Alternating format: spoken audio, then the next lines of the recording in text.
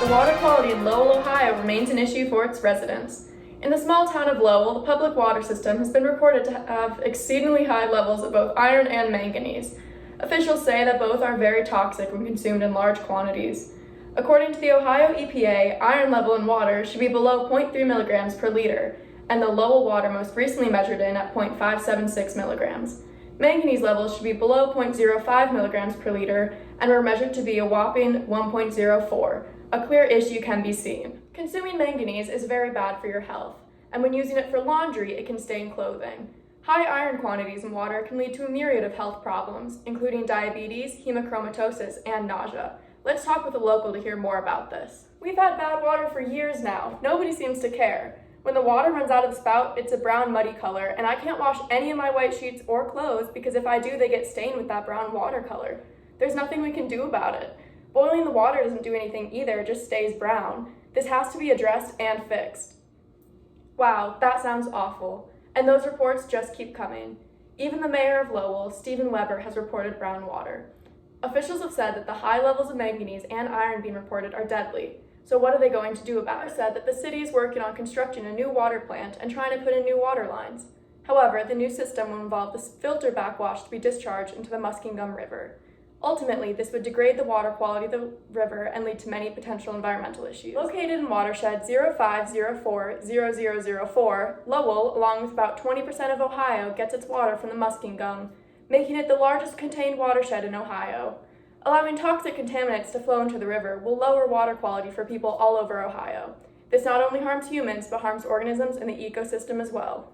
However, the EPA has no regulation surrounding this since the contaminants will be diluted. Does this mean that we shouldn't care? Some say no, while others see no issue. Nevertheless, the EPA has continued to move forward with the project, and it is said to be completed by June of 2023. Due to this construction, the water bills of Lowell residents have increased drastically, leading to outrage.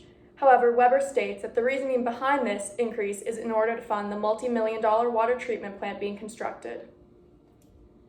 Residents have stated that the water has been discolored for years now. However, the issue just recently got looked into.